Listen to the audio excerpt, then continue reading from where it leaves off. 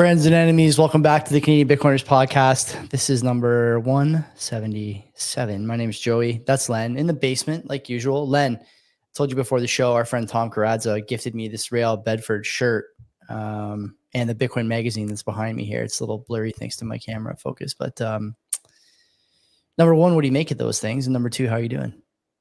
What can I say? I've mentioned many times my thoughts in this, so I'm just going to rehash the same old shit. But yeah, all is good, Joey. All is good. I enjoyed today. It was Good. a little chilly, but either way, I still had to got out and enjoyed it as much as possible. So yeah, how about you? Everything okay over there? Strong day today. We neutered Moose last week, and he also had double dewies on both his back legs. So people who don't know, dogs have these secondary kind of, I guess even tertiary, maybe claws up on their back hind legs.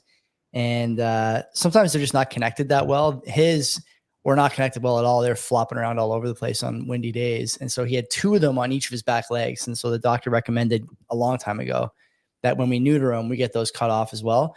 So we did that, which means I got to be with him all the time. So right now actually is really the first time he's been on his own, no supervision for an extended period of time. My wife is at IKEA and he's probably just on the other side of this door, hopefully sleeping, but we will see when I get out if he's been licking his wounds there. That's all right though. He's been good for the most part since the operation. Very good. Well, all the best to him, and hopefully he recovers quickly. But he's young. So. Typically, when you're that young, you tend to 1 year old. It's amazing how fast the wounds heal. I'll tell you that. I'm always amazed by how fast dogs heal from all kinds of stuff because they don't need little kids. You can almost watch the wounds heal. It's crazy. It's incredible. It's crazy. I've enjoyed it. So anyway, big show tonight. Let's do the sponsors, do some boost, housekeeping, all that stuff. The first sponsor, are they the presenting sponsor? Yes, EasyDNS. Mark. Incredible man. Okay. Just an incredible man, a true Renaissance man. He knows about domains, domain name servers, domain name services. What does DNS stand for? One of those two things. Domain name server. Domain name server. He'll help you start your own website if you want. Anon. Okay. You can either buy it from him, port it over, whatever. Okay. But when you're ready, he'll be there with the most secure, the most efficient, and the highest quality product in the market when it comes to DNS. How do we know? We use our website. Our website is over on EasyDNS. We do all our stuff through his service. And for Bitcoiners, lots of great stuff. Virtual private server, Bitcoin nodes, Nostr relays, you name it. There's probably more. Mark will tell you. Just go over. CBP Media is the code. No matter what you're trying to start, you need a website. You can't do anything without a website anymore, okay? Whether you want to out companies that are using fraudulent LMIA claims or post videos that you go to jail for in the United Kingdom now, you need a website to do it, and EasyDNS will host that website for you. CBP Media is the code. Go there. And don't forget, actually, after the show tonight, Mark is in a space with other friend of the show, Joe Barbuto, the Economic Long Wave, the E Long Wave on Twitter. They're going to be talking, as Joe does every Monday night, about the state of affairs in the economy in Canada. And I'm sure Mark, who is there, I believe, is the Bitcoin capitalist tonight, will have some stuff to add. So I'm going to be in that space afterwards. Should be heat. And also, I'm going to have Joe and Mark at the studio sometime in September. Hopefully, I have to set that up. But that should be another good show. Those guys are, I mean, everyone knows Mark and Joe are some of the brightest guys in Bitcoin, adjacent to Bitcoin in Joe's case. Having them all in the same room, you really can't beat it in terms of content. So who's the second sponsor? Bull Bitcoin, Joey. Bull Bitcoin. It's a great place to buy and sell your Bitcoin. I have no idea what the heck the price of Bitcoin is right now. So it may be a good time to buy. It may be a good time to sell. I don't know. But either way, they're there to give you the option to do either or, and you could do it on chain or Lightning. Now, I did check the fees yesterday. The fees were dirt cheap. So if you're going to be using on chain, now's the time to make your buys, execute those buys, and also consolidate your transactions. But that's a topic for another time. But Bull Bitcoin gives you other options because, you have your Bitcoin. What are you going to do with it? You're just going to sit on it and just talk about it, think about it. No. You have options. You could spend it. You could buy some gift cards through Bull Bitcoin and start spending your Satoshis in the real world. So, Home Depot gift card or whatever. You could do that, and Bull Bitcoin will help facilitate the purchase. You just give them your Bitcoin, and it'll give you a gift card that you can start spending in the real world. But also, if you have some bills you got to pay, well, you could use your Bitcoin to pay those bills. Don't pay them. See what happens. And if you do really have to pay them, Bull Bitcoin can help. Yeah, if you don't, I don't recommend that. I would always Do you know recommend it. someone Again, this told is a me finish. someone told me, Len, that they don't pay their parking tickets and nothing has happened to them. It's a listener of the show. I won't say Okay. who, but yeah. Well, teach their own. I mean, not financial advice, but I Is would this a suggest, strategy we should be exploring? yeah, no, definitely not. I mean, we are trying to save for the CBP jet, but that's True. one way we're not going to be doing that. So, but yeah, definitely check out Bull Bitcoin, and it's a great way, like as I mentioned, to buy and sell your Bitcoin on chain, Lightning, and so forth. But open an account if you haven't done so with using our promo code. $21 is going to be added to your account. And I just want to say one last thing about Bull Bitcoin is that you get some great service from them. Not only that, this is non-custodial. So many times we talk about when you buy your Bitcoin and you leave it on exchange and then things could happen. They don't allow that with Bull Bitcoin. In order to facilitate a buy, you have to provide an address in which to send your Bitcoin. If you do not, well, you can't finalize the buy. So as soon as you buy it, it goes right to your wallet like that. Well, it'll take a few minutes depending on how long it's going to be batched. But either way, it's not for them to hold on to. It's going to be sent to your wallet right away. So check them out. We love them. We use them, and that's where I buy my Bitcoin. Has Francis gone on TV and talked about how they're going to start a media company ever? Do you know anything about that? No, this is first I've heard of it. That's because he's never done it. Has Francis ever gone on TV and talked about how they're going to get into mining? No, again, this first I've heard of it. That's because he's never done it. This is a company that is focused on the mission, okay? Unlike another company in the space. Third sponsor, Decentral Tech, Len. They announced today that they are, I can't remember the model of this bid axe that's coming out. I'm going to look it up right now. This thing looks so mean. And there's been some momentum on the ground, Len. There's been a grassroots movement, a CBP branded bid axe. Do people actually want that? Can we actually sell, or like, do we actually know enough people who watch and listen to this show that want a miner that we can produce 50 or 60 CBP branded bid axe machines? It sounds like there may be a lot of interest for this, and that's insane to me. Yeah, if we could do that, that is insane to me. Yeah, that CBP style branded bid axe, that'd be so mint if we could get that. It'd be unbelievable. So these guys are the sort of all-in-one solution to your home mining needs. Whether, like I said last week, I'm still working on this ad read, but I think I got it down here. Whether you want to mine in a way that your wife will not appreciate, whether you want to mine in a way that your wife will appreciate, whether you want to start something as a hobbyist or actually contribute to something at the level of a rack in your garage, these guys will help you. Whether you want to buy, get something repaired. They do hosting, although it's not their main shtick these days. No matter what it is when it comes to mining, these guys have you covered. And of course, as we just mentioned, the bid axe really is the star of the show. This incredible little unit that is near silent, looks sick, as do all the things in Bitcoin that we talk about on this show. Made X art, the bid axe. These things are one and the same. You put them next to each other, it's like a little Mr. Robot chic in your home. And it's just mining Bitcoin.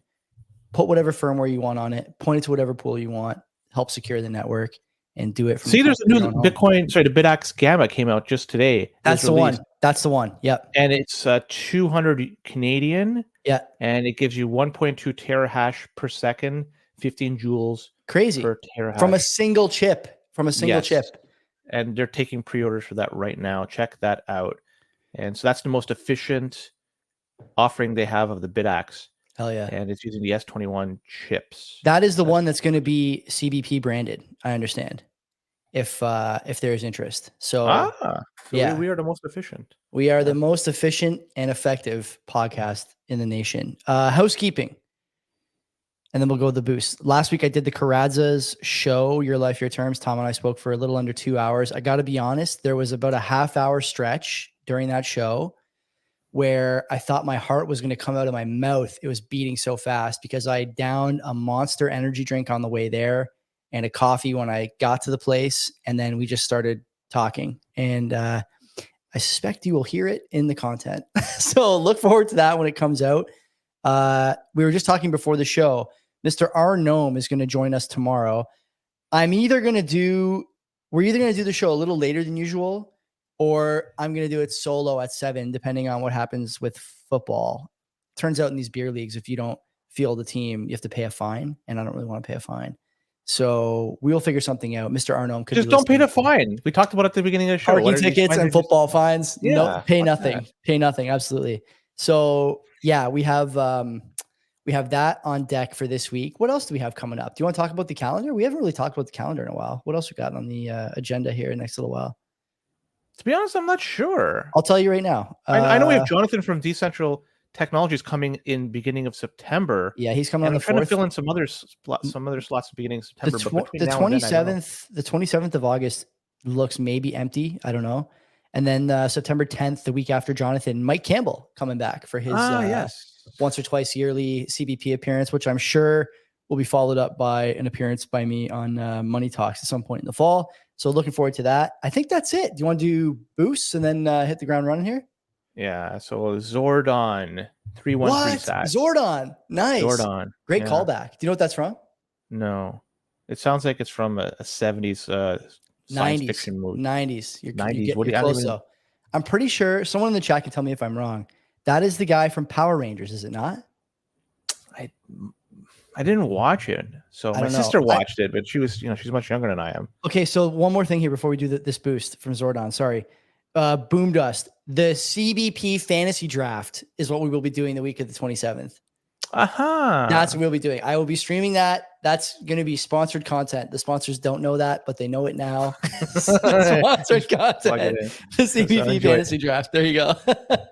Yeah, so it's Zordon, and he boosts 313 stats for the CBC jet fund. I think he meant CBP. Because CBC, I'm not sure if they need a jet, if they have a jet, but man, let's get one for the CBP, not the CBC.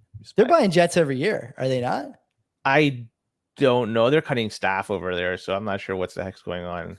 Bonuses for executives, but unfortunately, staff's getting the axe. Did you see that the CBC is still deciding whether or not to pay the bonus to the CEO, but that the decision is actually not publicly available once it's made? That's because it's an arm's length agency. So they don't have it. So from what I gather, it's not a decision that's going to be made by Parliament or any specific members. It's if they meet a metric, then it automatically triggers.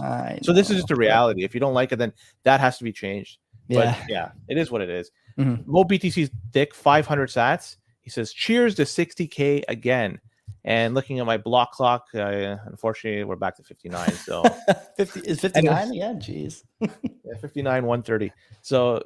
Yeah, Rander 501 sats. He says, "I boosted more than 500 sats just for you, Joey." So you boosted 501. Did we give him a hard time about that? I don't think we did. I don't know. I'm fine with 500.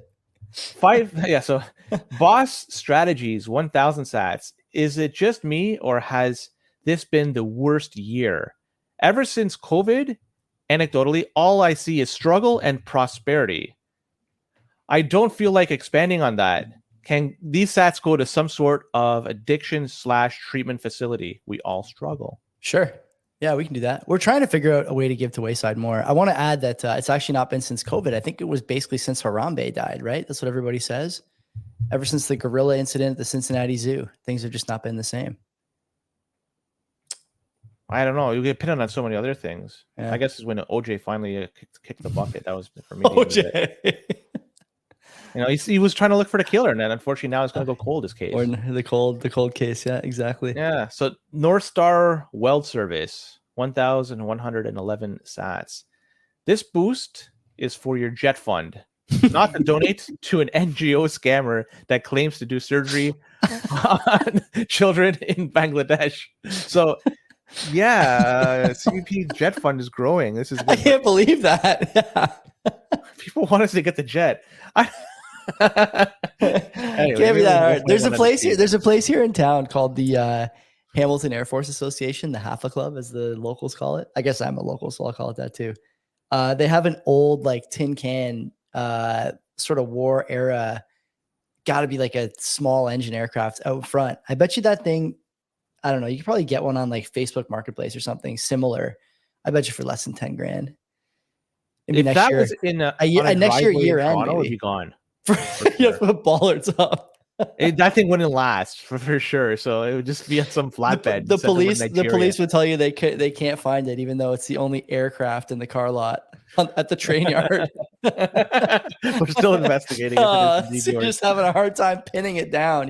Give us time. Let's talk about some Bitcoin related. Actually, Sure. before we go there, is there any last things you want to give you the option here? No, So, I don't have anything to add. I don't have anything. All right, 15 minutes in, I guess, is a good time to start talking about Yeah. Bitcoin stuff. So, I guess first one is going to be very local. It's actually a really great story, I would say, in fact, because there's a gas station that is local to somebody local to us. It's Esso, located at 297 Main Street West in Port Colborne, Ontario. So not close. too far, I guess, from us. Hour away. Minute drive, whatever, an hour. Yeah. Well, they're now accepting Bitcoin for payment. So you could go there and you could fill up your car and you could use Bitcoin as your method of payment, which is really cool. Coinos, from what I gather, I could be wrong on this, but they may have to help facilitate this whole thing. And so in order for them to collect Bitcoin and start, accepting it, Coinos was the people, or were the people that made it happen. So that's really cool in that respect. In terms of what they're doing with the Bitcoin, from what I gather, they're hodling everything. So everything they're getting, they're keeping from themselves. They're not selling it, which is a good thing, because I just want to remind people out there the implications for when it comes time to start selling. So if you're going to go there and start filling your your car with gas and use Bitcoin, in Canada at least, you have to report that to CRA, to our tax agency over here. Mm-hmm. And the buy price of your Bitcoin to sell price, the difference, it's there's going to be capital gains tax that's going to be applied to that. So that's why I'm satisfied on their side of things that they say they're hodling their Bitcoin, the Esso station, because if they were to sell it, then they have to report to the CRA. But everybody that's going there, that's going to be paying up, remember, unless you want to really get shafted in the end, take this information down, report it, because who knows, maybe these guys, they could be reporting it for you. Yeah. You never know. You have to, don't trust, verify. And I'm happy that they're accepting Bitcoin, but just be careful when you do start spending your Bitcoin, because you never know if they're doing it in good faith or bad faith. They could be sending the information off to CRA. And if you don't do the same thing, be ready, because if they start doing an audit on you, it could happen for the previous years as well, and also future years as well. It could be very, very bad time for you. Totally agree. Although I love this story. How about Coinos? Cole, and I think Aaron is the guy's name, who's the developer, or the sort of technical lead. These guys, man, I see videos of Cole on Twitter, I think more than I might see anybody else these days. He's either at an event, at a meetup, trying to onboard somebody, or talking about Coinos's new features all the time. I am ashamed that it took me like almost a year to schedule a podcast with those guys, because they are crushing it, Len. And I maintain that as far as ease of onboarding and ease of use, that wallet is really still top of the line. There's nothing easier than that. You and me talked about it offline. I talked about it during that interview. Those guys are doing stuff that no one else in the space is doing. And for Cole to be able to just waltz into a gas station, onboard the guy, presumably who already knew about Bitcoin, maybe not about Coinos, and have the guy accepting Bitcoin very easily, very quickly, that's invaluable. One of the hurdles we have in this space is like the sort of technical gap between understanding Bitcoin, wanting it, but being able to accept it for a service, right? And these guys are really eliminating that last gap, or one of the last gaps. You'd love to see it, man. I'm hyped on this. I think you sent out a tweet too that if the guy was willing, we'd have him on the show. So I did that, and somebody was able to indirectly get in touch with him because of they want to remain, I guess, kind of anonymous in the whole thing. Sure. They're not going to want to come on and discuss it, and I totally respect that. So I'm fine with that. So it looks like that's not going to happen, unfortunately. That's okay. Tried. Kudos to the guy anyways. Good stuff. Yeah, agreed.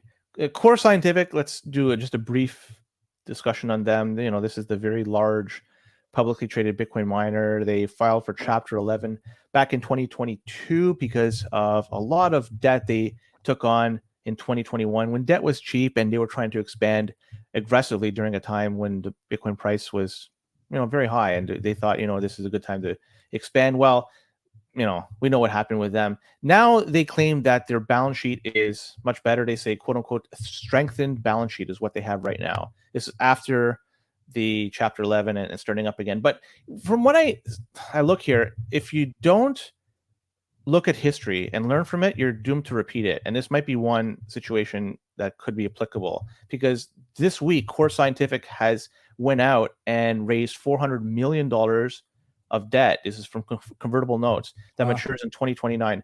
3% interest rates. Those are very favorable terms. I have to admit that, but still, it's a lot of debt they're taking on, and it might be used for dealing with older debt as a way, like, just repurposing old debt and just getting this newer debt at a cheaper price. But either way, like that, just looking at the fact that a company not too long ago went into bankruptcy because of the amount of debt that they had, they're doing it again. Yep. And when this announcement came out, their stock price dipped 10%. So investors didn't like this news right off the bat. It has since recovered, and in the previous, in the subsequent few days after that. So I guess the investors didn't take it too bad in the grand scheme of things, but initially they didn't. So there was some immediate concerns. This company does have still a significant amount of the overall hash rate. Yeah. So what I'm trying to get at is, if history does repeat itself in one way or another, and something were to happen with Core Scientific, this could be one of the first dominoes to fall, which could lead to a bearish market. If you have a company that has a large amount of stake in terms of overall hash rate, then they start selling equipment en masse and then driving down the price, and other miners are then stuck in the same position where no, that would never happen, Len. There's no precedent for that. No, right. So come on. And I'm just looking at this. It's just like, man, they're taking on a significant amount of debt here. Don't you think it's weird that they're trying to just push it out to the next halving cycle? Like the 2029 date, I realize it's 5 years. 5 years is a nice round number, but everyone knows why that's the date they chose. Everybody knows that. Saylor does the same thing. He sends things out one cycle at a time because he's assuming correctly so far that the price will be significantly higher, and he can use that to eat up some of the problems he might have otherwise had. So these guys are doing the same thing. It's not a bad strategy thus far. Past performance does not guarantee future success, obviously, but if they want to stay in business, what choice do they have besides something like this? So if they want to stay in business, this goes to show that, I guess, being a pure Bitcoin miner is a business that's going to be continually being in debt. Yeah. Right. There seems to be no way of getting out of it. You're not going to make profits year over year, and then you're going to be able. It's almost looking like it's any government. I'll use the U.S. government, for instance. The debt that they have, they're never going to pay it back. They're just going to keep adding to it. I'm talking about the U.S. government. Yeah. The same thing is going to apply with these companies. Like, they're taking on significant amount of debt. Do you think it's going to be more profitable in the future to mine Bitcoin? It's going to get more challenging, if anything. And so that debt, unless that debt gets inflated away and it gets easier for them to pay it off, and they could use the hard assets they mine to pay for that, maybe. But there's a lot of questions that you're basically hoping that they get answered along the way. But I'm looking at this, like I say, history tends to repeat itself, especially for those who don't respect it. And looking at this one here, this isn't ancient history. This is just 2 years ago that they just went through this Chapter 11 process. And it's every halving cycle that we see things like this really crush miners, and again, like you and I have talked about this a lot, and you were on this corner very early that mining is just not that easy a business. And all these guys who think they can just grab, deploy, issue debt, issue notes, whatever, it just doesn't work. It doesn't work. It hasn't been a very, a significant success story basically anywhere. And if you look across the landscape of miners, Len, how many of the big guys who can execute this strategy are executing this strategy? Taking on debt. And just, is Riot doing it? Is Marathon recently went through some debt where they use that to buy Bitcoin. Yeah, but they're not issuing like, these guys are not bankrupt, right? They're all making bets on the price going up every 4 years. And like I said, so far it's been fine, but this is not, if you're an investor, this is not a business I think you want to be like buying shares in my opinion, because now, 100%. Well, because now, right? Like, think about what's happening here. We talked about this with Jeff Lucas, the Bitfarms CFO. What's happening is, they're competing against companies like NVIDIA. You can say whatever you want about NVIDIA. Are they the product of the yen carry trade? I don't know, man. Doesn't matter. The price is the price. If you're deciding between buying a company like Bitfarms or Riot or Marathon or whoever on the open markets, then what you're really doing is trying to get exposure to AI, because they're all in these HPC applications now. They're sort of bicameral in the way that they approach profit maxing. Okay, fine. So now you got to compete with these companies who are AI based that might give you more pure play exposure to AI and high powered compute. So that's something that you might want to buy instead of a miner. Now you're telling me that the miners are actually just issuing debt to buy Bitcoin. Like if Some are. Some are. I know. So like some of these companies are, or issuing debt to buy miners or issuing debt to stay afloat and keep the operation. No matter what, the derivative in all those cases is the same. It's the Bitcoin price. So now you're telling me I'm going to buy your miner instead of buying AI, or I'm going to buy your miner instead of just buying Bitcoin. The gamble is the same. And the exposure is more pure in both cases by buying NVIDIA or by buying spot. So why buy the miners on the open market? You have all these risks in execution, all these risks in legislation, all these risks in power purchase agreements. The risk is everywhere. But on the other side, there's no risk. NVIDIA will sell chips to guys eating Doritos off their chest, no matter what the price of Bitcoin is. And the spot price of Bitcoin will go up. And if it's, if these companies are successful in their gambit, then you will be fabulously wealthy anyways, and having not had to deal with any of that execution risk over the 4-year halving cycle. It doesn't make sense to me. Why would you buy the miners? I just don't get it. I continue to have trouble metabolizing this idea that these guys are a good high beta play, because it used to be that they rose and fall with the Bitcoin price. To some extent, that's still true, though less today than 4 years ago. And 4 years from now, assuming these guys all continue executing this strategy or trying to, it's going to be even more tightly correlated with much greater risk of ruin along the way. Don't do it. Don't do it. The last thing you want is to be involved in one of these companies, and then there's a 6-page PDF that comes out on why it's important to use DEI practices in their C-suite hires, and then you're fucked. You're in the company, they're down 10%. You don't have the Bitcoin, you don't have the equity. What do you have? Your tail between your legs and your thumb up your ass. That's what you got if you buy these things. You're better off going the other direction in both cases, I think. We got to get SB on here to tell me why I'm wrong, because he's a big miner guy, but I personally don't see it. Well, Goldman Sachs made news this past week. I love that you said that on Twitter, and I think we coined that on this program. You did many moons ago. I think was that it was me one or of the you? First, one of us. No, it was you. You said that in like one of the first 2 or 3 episodes that we've done. So I like the name because it kind of applies for the most part. Because as of June 30th, we've learned that they have several positions in the Bitcoin ETF. So it's not just one they're playing. For whatever reason that they have in many of the Bitcoin spot ETFs, and the amount that they have so far purchased is to the tune of around $400 million, a little bit more than that as of June 30th. That's quite a bit of money that they've allocated toward them. But let's be honest, this company, they have way more money available at their disposal. So then they're just putting like a small portion of it towards Bitcoin ETFs. But still, it's a positive sign in terms of the fact that they're looking at this and they're using this as a potential way to increase their overall valuation. It's not just them too, but Morgan Stanley also has a play in these ETFs, although they have reduced their overall size of the ETFs.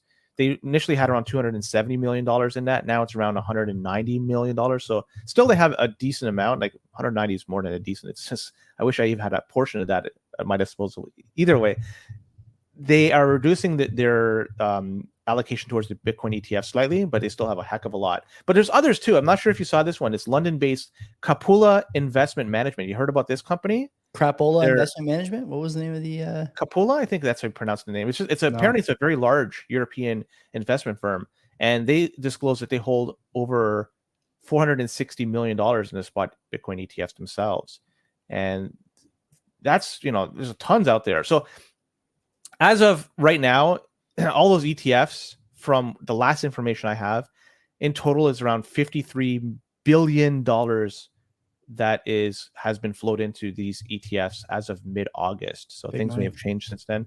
So $53 billion. In the grand scheme of things, the market cap of Bitcoin stands at a little bit over 1.1 trillion. So if you want to figure it out, it's still a very small portion is allocated to the ETFs, but it seems to be growing by the day, for better or for worse. I've talked about my displeasure of the ETFs, but still people are using it, and they could do what they want with their capital, and then I'm going to laugh at them when they don't have access to their capital. But until then, people seem to be using these ETFs, and it's growing in terms of popularity, and I suspect it's going to continue growing even further. So Goldman Sachs, interesting news by them. Have you changed your view on ETFs at all? No. No, I'm looking at what's happening every day. I'm looking at it, and I'm thinking we're one step closer to not getting access to our funds. Now, not to say that it's imminent, but it's just a little bit closer to not getting it. And every day we're a little bit closer. And eventually, it comes a point where it's not there. When you have to liquidate your holdings, say you have ownership of anything, ETF, ownership of Apple, what the fuck it is. When you sell, how long does it take for you to get that cash in hand? From between selling to cash physically in your hand, how long is that? 5 days, probably. It's a lot of fucking time. Yeah. And that's the best case scenario. There could be some holidays in between. There could be some roadblocks put in place. But best case, that's 5 fucking days. I don't like that. Look how things are going, how things are accelerating. And if they continue to do this, why would anybody look at this and say, yeah, that's a good play. Give them my money and I'm going to get access to it later on. I said to Kevin Muir on the show that we did together a couple weeks ago now that the big concern for me remains that the peer-to-peer application of Bitcoin is diluted the more people hold Bitcoin in an ETF product. And to pretend at this stage that Coinbase and some of these other ETF issuers, ETF brokers, whatever you want to call them, are not arms of the state, pragmatically or officially in some cases, I think is wrong. So I'm with you on that concern.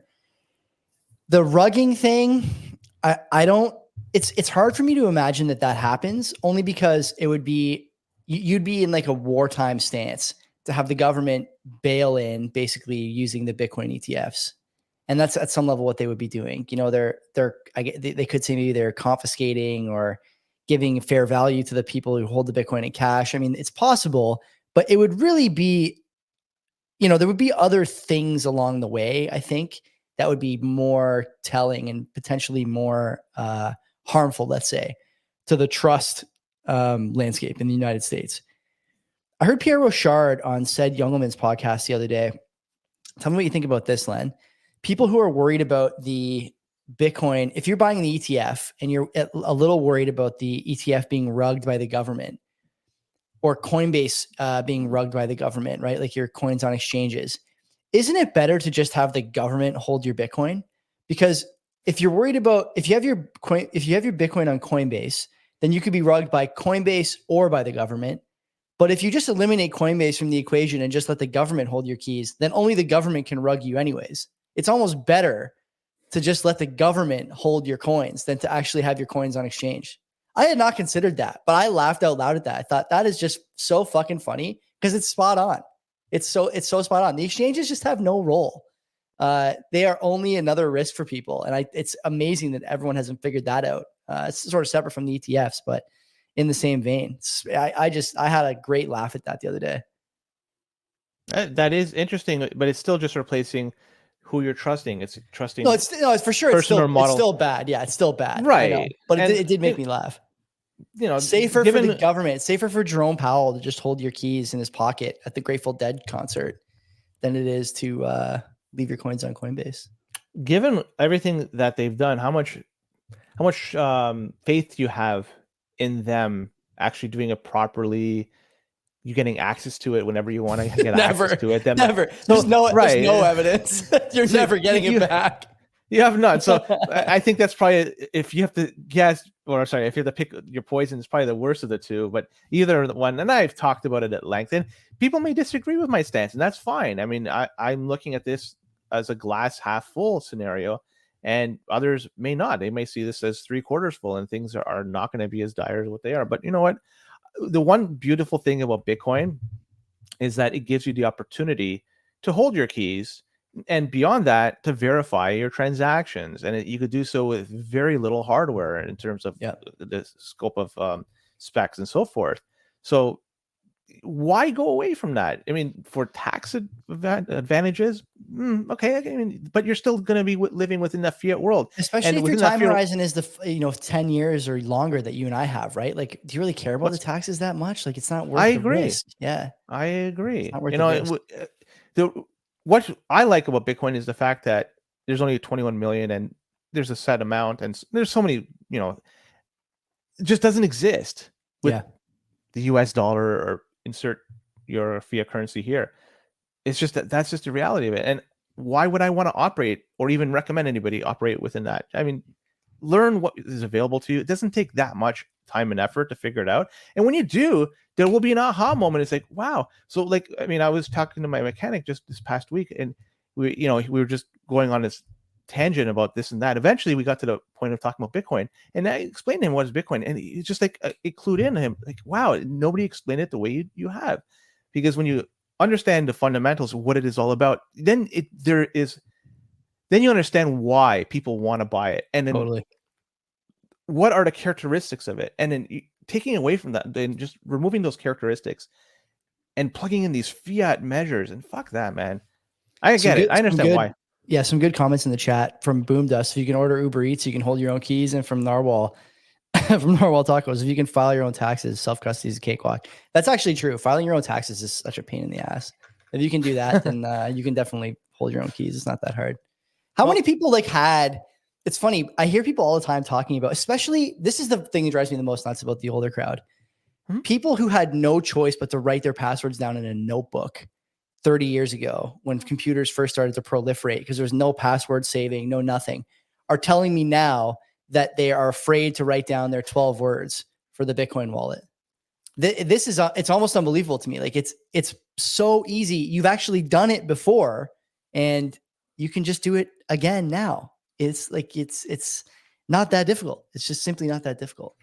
I don't think people understand that there's the 12 or 24 words. Like, when I talk to normies about, and this is something they just don't know. So even the fact that, you're saving passwords back in the day on pieces of paper, and now it's simply just repeated by times 12 or 24. Yeah. They just don't know that. Like, the onus is on us to educate as many people as possible. And it's up to people to walk that path. If they choose to walk it or not, it's up to them. That's fine. But at least we give them the option, and they have the tools that enable them to hold their own Bitcoin.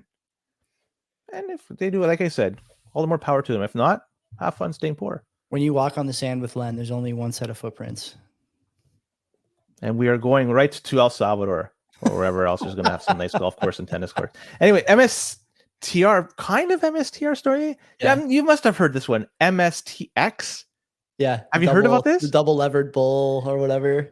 It's for the real degenerates out there, as if the high beta from MSTR is not enough. You got to get double the exposure. It's not quite double; it's close to it though. But it's a single stock leveraged ETF, and it's based 100% on MicroStrategy stock, and they offer 175% exposure.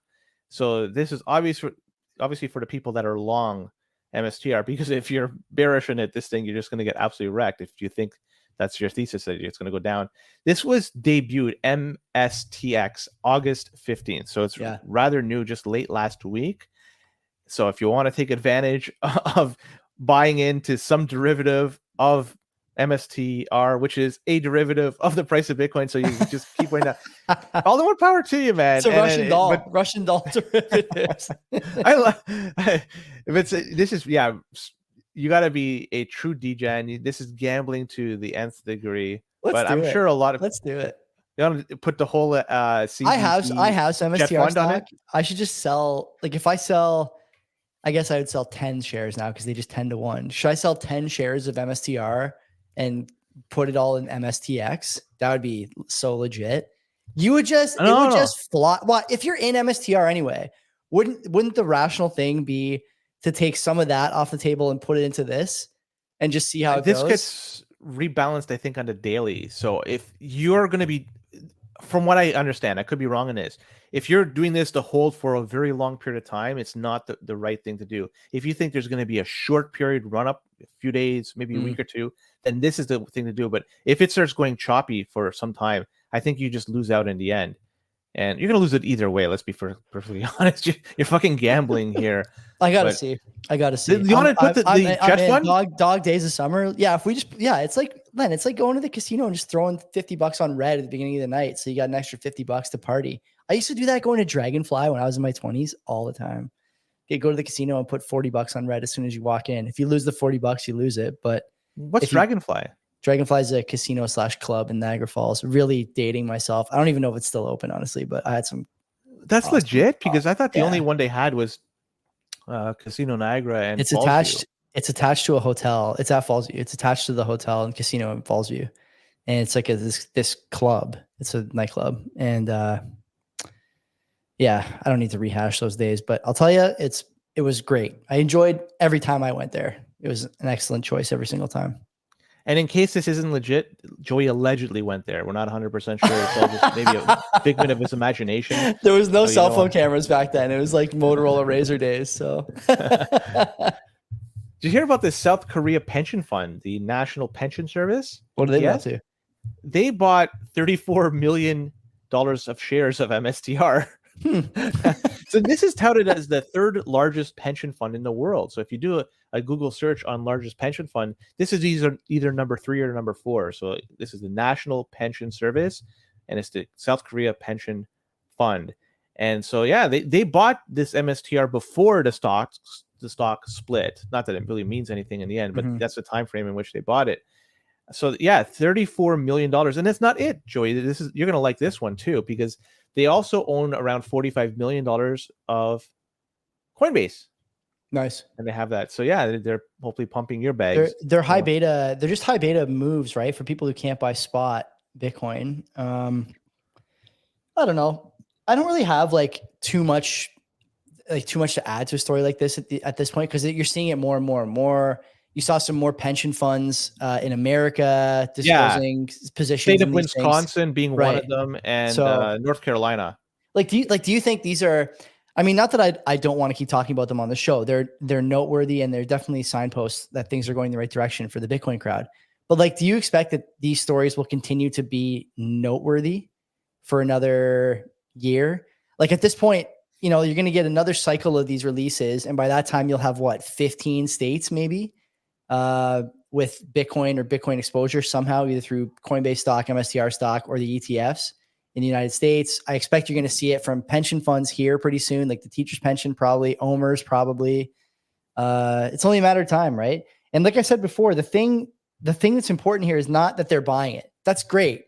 But the really important thing is that now that a pension has it, other pensions that don't have it are benchmarking against these other pensions that are holding the best asset on the planet. And so they have no choice, right? Because pensions don't care what, Citadel is doing or Roaring Kitty is doing or whatever. What they care about is what other pensions are doing, what endowments are doing, what are their gains like year over year, quarter over quarter. That's where the benchmark is. And so now that these other pensions are in there, you're going to go through a year where, 10% of the pensions in the States have this thing, and they're going to be crushing, after 4 years. And I expect that everyone's going to get on board. Just seems like it's a no-brainer, right? The only side is that you're kind of putting yourself out of a job a little bit. You're cannibalizing some of your own work, because you don't have to study the C-suite of Bitcoin. You don't have to study the execution risk in Bitcoin. It just goes, right? It just goes. You're buying hard money, and it's something that, maybe you can take a couple more Fridays off if you're a pension investment manager, if you have Bitcoin. Easy. Yeah. Play golf with us. Yeah. Len needs to go on Friday, actually. So yeah, we need one guy. I'm just putting up feelers for some of the, maybe I'll ask the CBP folks if they want to join. Anyways, the fact that we have now more of these, you mentioned the pension funds and now the South Korea fund, they're getting into exposure to Bitcoin, MSTR, and these ETFs, the spot ETFs. As this increases, doesn't it then seem that as the price of Bitcoin moves, it's going to impact their bottom line? And it could be almost like a global thing. Not that they're going to be heavily tied to Bitcoin, but as we go down this path, more and more money is going to be tied to it. And it's going to impact the market as a whole, because they're going to have shares in those ETFs.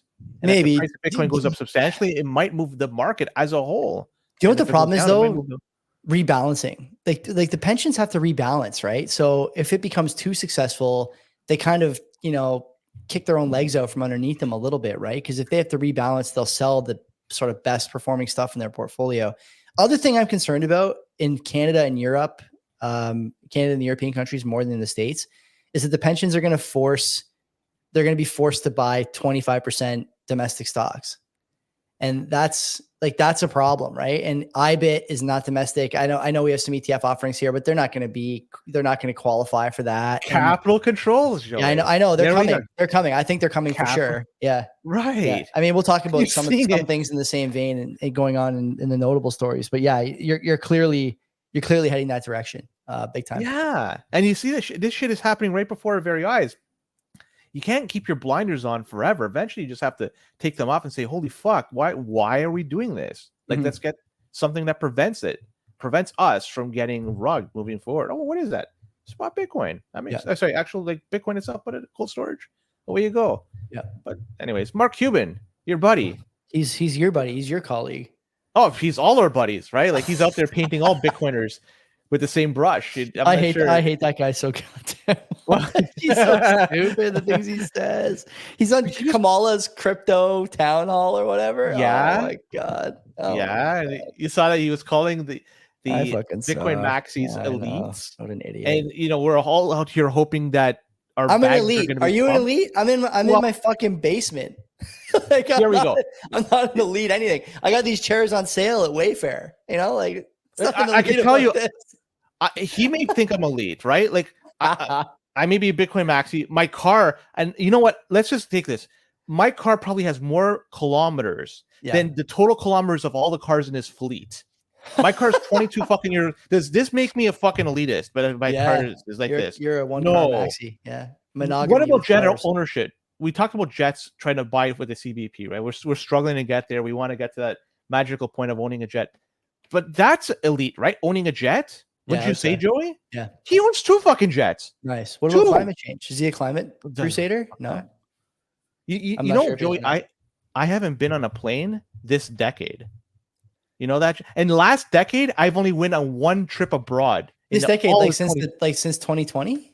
So I haven't been on a plane. I'm elite. According to him, I'm fucking, haven't been on a fucking plane this decade. Last decade, only once. So in 14 years, I've been on a plane twice, out Canada, back in. Yeah. That's elite. 22-year-old fucking car, basement here. Like, come on, man. Yeah. Get the fuck out of here. I've been vacationing on a plane since 2020 for sure. You have, but I mean, I'm just trying to paint a picture here. Like, I'm a working stiff. I gotta wake up early in the morning to go to work to pay the bills. Yep. If I don't do that, if I don't go to work, bills don't get paid. House gets repossessed. I don't put food on the plates. We go hungry, and I can't put gas or diesel in my 22-year-old car. I'm gonna be fucking pushing it everywhere. That ain't fucking elite, man. All I'm trying to do is protect myself from debasement. Yeah. That's what Bitcoin does, right? There's only a finite amount of that out there. I'm not trying to pump my fucking bags. If it goes up, great, but I know it's not gonna get debased. That's it. All the fucking garbage he's talking about, he can just fuck right off. And you know what? I'm with you on that. He's a clown. Yeah, big time. I mean, the Kamala Sutra crypto town hall or whatever. Like, what is this crypto reset I keep hearing about? This, like, she's gonna realign with the crypto crowd, and like, where is it? Where is the reset? What is it? We're not Mark fucking Cuban. Like, what are we talking about here? What are we talking about? Doge? Tickets? Of course. This guy's an idiot. Tickets for Dallas. He gets dummied on cultural topics too, like that I/O account. Absolutely, just like crushes him on DEI stuff over and over again. Brings receipts. He's just like, whatever. He may be like. Let's be honest. He didn't get there without making the right decisions, and he might have. He might be very smart, right? But just sometimes he just doesn't see the fuck's going on around him. And I think just having means being privileged, and that's what he is, but because of having it kind of blinds him what's going on in reality from what's the commoner out there, which I would imagine everybody tuning in is, and I'm sorry about this, is a commoner. At least I am. I'm going to just put you in the same category as I am. So, like, I think he's getting blinded by this. And do you think he's actually blind, or do you think he's just trying to pump his bags? Like, these guys have so much influence and so much understanding. He's talking about Ethereum. He's talking about all these other coins. He missed Bitcoin, right? He missed the big Bitcoin run up from $1 to 70K. And so, yeah, he's probably pissed about that. He's mad that we hit it in 2017, and, I didn't get fabulously rich, but it's been good. And he's like, oh, I got to find the next thing. Maybe I can be the origin point of the next thing. I think that's what all these guys think who don't get in quotes Bitcoin. I just don't buy it. I think they're full of shit. I think he is. Are you going to be banning or boycotting any Dallas Maverick games moving forward? I don't watch the Mavs anyway. Boom Dust in the chat saying he's lucky to get Luka Doncic. I think you're right. I think he probably would have taken Tatum, but that's my opinion. Tatum's not even a top 10 player, but that's a story for another time. They won the championship. They did win, but they are the least likable team I have ever seen, and so that makes me very happy. I hate the Celtics as a Raptors fan. I hate Celtics. We're talking about we're talking Celtics. Or we're talking about the Mavericks. No, the Celtics beat the Mavericks in the final. No, I'm talking about in general though. In the past, they had Dirk Nowitzki, and they won in 2011 or 10. They beat the first year of the LeBron, Wade, Bosch, Miami Heat, the Heatles as they were called. They had success this century, so it's not like ancient history. Yeah. And so I mean, I have to give him credit with respect to that. I don't think that would have happened without him being at the helm somehow. So I'm going to give him credit there, but yeah, boycott his games. That's my opinion. Not financial. Boycott. Yeah, do that. Then there's 225 people watching. So thank you to everyone who's coming out here. We appreciate you. Who else? What else are we going to talk about? Do you want to go one more Bitcoin, then head over to Notable? I'm with you. This will be really quick because 53 years ago, this past week, August 15th, in fact, we had Nixon temporarily suspending the convertibility of dollars to gold. Waiting for that to unwind any day now. That temporary measure should be unwinding any day. Yeah, I'm just waiting. Nothing is permanent, like a government program. A temporary government program, yeah. Right. I don't know. Maybe they could pressure. Could France send another warship to the United States and maybe pressure them to say, because that's what triggered them, I guess, the last time in that and a bunch of other things. But maybe that could be done this time around. To twist their arm. Think about it. You have the president. He probably doesn't know what the hell's going on. Right?